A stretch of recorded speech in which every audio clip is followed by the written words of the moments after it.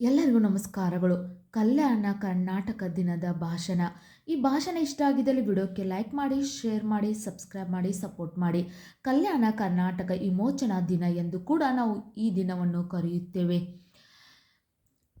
ಇಂದು 17ನೇ September. ಈ ದಿನವನ್ನು ಕಲ್ಯಾಣ ಕರ್ನಾಟಕ ವಿಮೋಚನಾ ದಿನ ಎಂದು ಕರೆಯುತ್ತೇವೆ. 1948ರಲ್ಲಿ ಈ ಪ್ರದೇಶವು ಹೈದರಾಬಾದ್ ಸಂಸ್ಥಾನದಿಂದ ವಿಮುಕ್ತಿಯಾಯಿತು. 1948ರಲ್ಲಿ ಈ ಪ್ರದೇಶವು ಹೈದರಾಬಾದ್ ಸಂಸ್ಥಾನದಿಂದ ವಿಮುಕ್ತಿಯಾಯಿತು. ಕಲ್ಯಾಣ ಕರ್ನಾಟಕವು ನಿಜಾಮರ ದಬ್ಬಾಳಿಕೆಯಿಂದ ಮುಕ್ತವಾಯಿತು. ಸೆಪ್ಟೆಂಬರ್ 17ರಂದು ಕಲ್ಯಾಣ ಕರ್ನಾಟಕವು ನಿಜಾಮರ ದಬ್ಬಾಳಿಕೆಯಿಂದ ಮುಕ್ತವಾಯಿತು. ಈ ಐತಿಹಾಸಿಕ ದಿನವು ನಮ್ಮ ಜನ ಸ್ವಾತಂತ್ರ್ಯ ಹೋರಾಟ ಮತ್ತು ತ್ಯಾಗವನ್ನು ಸ್ಮರಿಸುವ ದಿನವಾಗಿದೆ. ಕಲ್ಯಾಣ ಕರ್ನಾಟಕ ಅಭಿವೃದ್ಧಿಗಾಗಿ ಸದಾ ಶ್ರಮ ಪಡೋಣ. ಕಲ್ಯಾಣ ಕರ್ನಾಟಕದ ಅಭಿವೃದ್ಧಿಗಾಗಿ ನಾವೆಲ್ಲರೂ ಸದಾ ಶ್ರಮ ಪಡಬೇಕು. ಇಂದು ನಾವು ಈ ದಿನವನ್ನು ಕಲ್ಯಾಣ ಕರ್ನಾಟಕ ವಿಮೋಚನಾ ದಿನ ಎಂದು ಆಚರಿಸುತ್ತೇವೆ.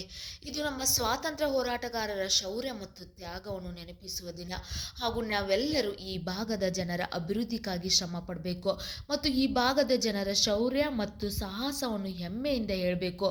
ನಾವೆಲ್ಲರೂ ಸೇರಿ ಈ ಭಾಗವನ್ನು ಶಿಕ್ಷಣ, ಉದ್ಯೋಗ, ಆರ್ಥಿಕ ಅಭಿವೃದ್ಧಿ, ಜನರ ಅಭಿವೃದ್ಧಿಗಾಗಿ ಶ್ರಮ ಪಡಬೇಕು. ಕಲ್ಯಾಣ ಕರ್ನಾಟಕ ವಿಮೋಚನಾ ದಿನ ಇದೊಂದು ಅದ್ಭುತವಾದಂಥ ದಿನ ಅಂತ ಹೇಳಬೇಕು. ನಮಗೆ ಹೈದರಾಬಾದ್ ನಿಜಾಮನಿಂದ ವಿಮೋಚನೆ ಸಿಕ್ಕಂಥ ದಿನ ಇದು.